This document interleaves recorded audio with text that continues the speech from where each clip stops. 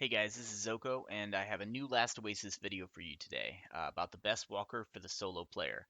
Before I get into it, if you enjoy Last Oasis content and would like to see more of it, go ahead and hit that subscribe button below along with that bell next to it.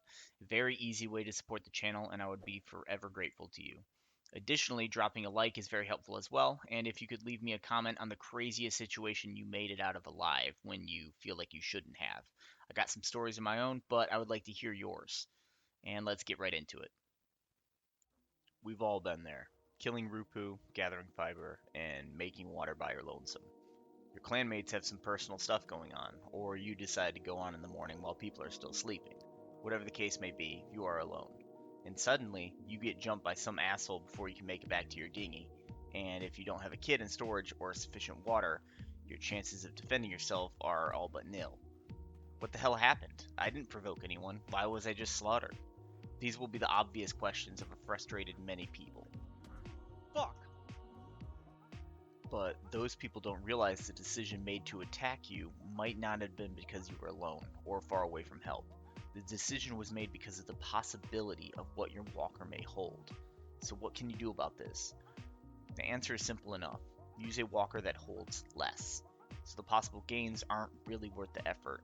Now, this isn't the rule. There are certainly people who will attack you no matter what. Fiber armor and harvesting corn on a firefly, naked with a beat stick, AFK logged with nothing on your person. Some people just like to murder other people. But more than you realize, there are people that go by a sort of code. You leave solar players alone, you ignore the small walkers like spider walkers and fireflies. I've met multiple groups that have these sort of ethics.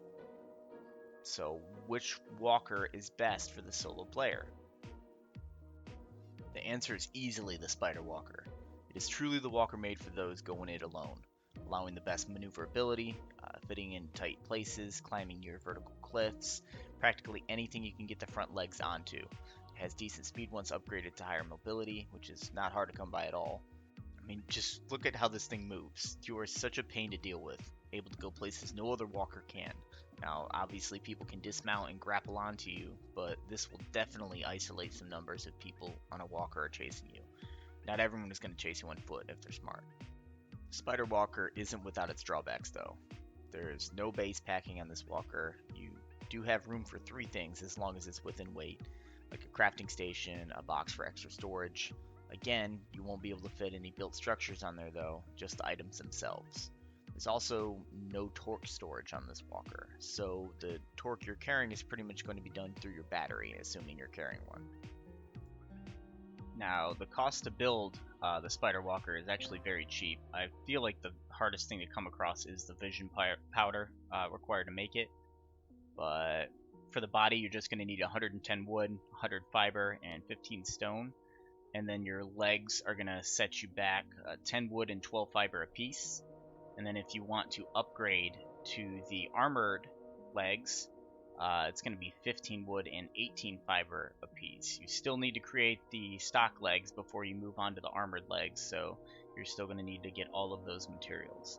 And then the spider with the ballista is a completely separate walker from the regular nomad spider walker. So this one is going to be 117 wood, 114 fiber, 18 stone, and then 10 rupu vine. I would say as soon as you get those, you want to do your best to upgrade to the bone upgrades. All of this is pretty easy to find, even in the medium zone. It's just mainly bone splinters that's going to be the hard stuff to come by unless you're going for the durability upgrade, because then you're going to need the chitin plate. But even like earth wax and stuff isn't hard to come by. Mushrooms are abundant on both types of maps, and stomping stations are pretty easy to get. So none of this is very difficult. Now we're going to go over how to upgrade your legs to armored. The process to do this is simple enough. Once your walker is assembled, you just access the build menu again and go down to the disassembling mode. Then while looking at the legs, you press F to scrap the stock legs attached. And voila, you're able to add your new armor legs via the build menu you were just in. I hope this video has been helpful. Without a doubt, this is the walker for you if you're going solo, and try not to get too frustrated as a solo player.